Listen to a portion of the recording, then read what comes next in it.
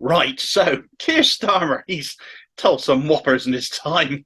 A reputation for lying as a liar, right up there with Boris Johnson these days. The only difference between them being he possesses a comb. It's become pretty much the only thing Starmer's ever been consistent in throughout his political career now. His resolute commitments to not meaning a single word he ever says.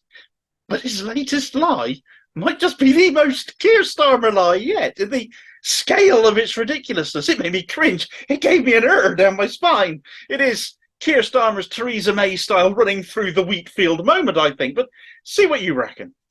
This all came out in what was basically a puff piece for Starmer in The Guardian, the so-called liberal newspaper, which is hardly that. We remember it is the most vocal attack rag on Jeremy Corbyn. And if you're kissing up to a right-wing red Tory like Starmer, in the same way he kisses up to Rupert Murdoch, there's nothing liberal about that at all, is there? He was asked a rather lovely question, though. And given the dishonesty the man is renowned for by this time, when the question was put to him, it was this: what was the last lie that you were told? Well, what could it possibly have been? When would probably have been an easier question for him to answer. The honest answer would have been, well, the last time I drew breath, but he wouldn't have been likely to answer that honestly anyway either. No, Starmer's answer to this question was last night when I told my kids that I hadn't mixed veg into the sauce for their pasta. Now, you hear that and you think of all the policy reversals, the flip-flops, the backtracks he's made, promises that won him support, won him the Labour leadership, things that obviously he would never admit to lying about. He excuses those by saying, well, things have changed. The pandemic, the cost of living crisis. We now can't afford to fix anything. That's what it amounts to. This is ultimately what he ends up saying, though, isn't it? But some line about hiding veggies in his kids' pasta sauce, even this is a lie. He's literally lying about lying now. And if you aren't quite seeing why this line is so atrociously bad, let me elucidate. By that comment, you might figure Starmer's kids are quite little. Hiding veggies in the pasta sauce is what we did for our kids when they were 4 or 5 years old, wasn't it? We've all done it. We've got to stash the veggies in somewhere to get them to eat it, hide them in the sauce, mash them into potatoes, veggie burgers, smoothies. The only limit is your own imagination, really. But why is Starmer still doing this for his kids? Because they aren't 4 or 5. They're 15 and 12. At that age, my kids were starting to make their own food. Baking, experimenting with new things, trying new stuff, making their own food their own way. And they have, to greater or lesser extents, depending on child. My daughter is still a picky pain in the backside. Broadened their food horizons, though. No, I don't pretend to be some sort of model parent. We've all done quick and easies from time to time as well. Fish and chips, fish fingers and chips, beans on toast, sausages and chips, whatever. And I'm certainly not making this video about parenting. But why, at that age, teenagers basically, is he still having to hide the veg? It's a bit babyish, isn't it, surely? Don't come for me just yet, though, because I'm pretty sure, as I said at that start, that he's telling massive porkies here. It's painful, actually, that he's chosen to lie about this. Because if you weren't aware before this video, Keir Starmer is a pescatarian and his wife Victoria is a vegetarian. Neither of their children had ever even tasted meat before the age of 10. Although, saying that, I am taking Keir Starmer's word for it from another article. Before the age of 10. And his daughter has apparently never eaten meat in her life. In fact, they refrain from preparing meals with meat and fish at home, according to a Tory Graph article from just last month.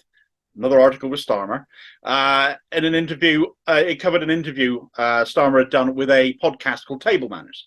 Starmer's son, incidentally, loves to order KFC at McDonald's and apparently eat them in front of his dad. So I already quite like this boy if I had no time for his father.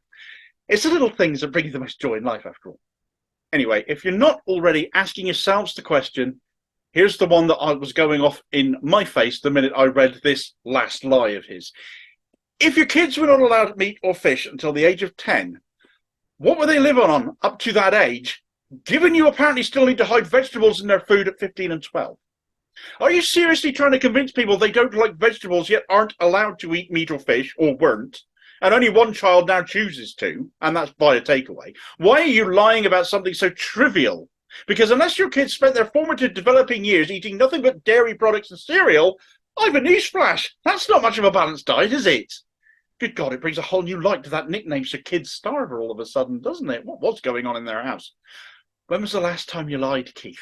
This interview would have been a more honest answer. In fact, exploring the rest of the article highlights plenty to groan at, actually. His greatest fear is apparently failure. You know that, failure? So little wonder everyone else gets the blame for that every time it crops up under his leadership, from the poor performance in the 2021 local elections that you blamed on Angela Rayner, the litany of lost by-elections leading up to the Batley and Spen one, where such was your fear of losing that one that you imposed the late Jo Cox's sister as the candidate in a blatant attempt at emotional blackmail. To just the last set of by-elections where you blamed losing Uxbridge on the need for clean air and put the boot into Sadiq Khan over that. Every time Starmer loses, it's someone else's fault. So I wouldn't say he's afraid of failure, more allergic to admitting to being responsible for it. The buck stops with me, he once said, though. In fact, as Director of Public Prosecutions, I don't know if you'd heard, he was head of the Crown Prosecution Service once upon a time. I don't know if you've ever been told that. I don't think he's ever said it. Has he? He once stood up and said, as DPP, I head up the Crown Prosecution Service and take ultimate responsibility for all of the decisions made in the hundreds of thousands of cases by the CPS. You cast a new light on everyone making excuses for him not being responsible in the various cases he oversaw from his time as DPP between 2008 and 2013, including Gary McKinnon, Andrew Malkinson, Jimmy Savile and Julian Assange, amongst others. Of course, being DPP came up in this interview as well. He cannot stop bragging about it, and frankly, it just invites more and more scrutiny of his time there as it does, which isn't a record to be proud of, quite frankly. His most embarrassing moment was apparently getting into the wrong chauffeur-driven car as DPP, no less.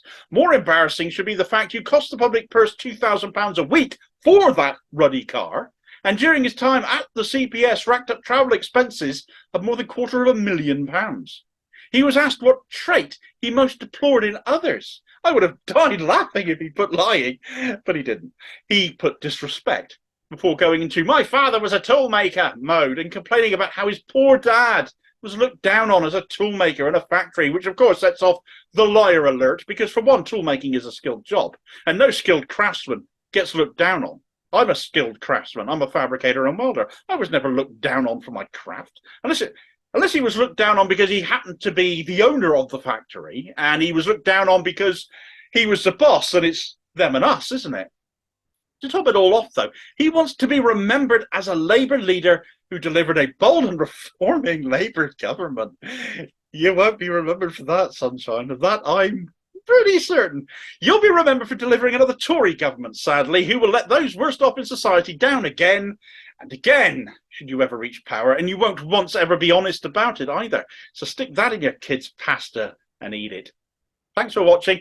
I hope you found this video useful. Please like, share and subscribe if you did. More content up daily. If you drop a comment in too and be part of the conversation.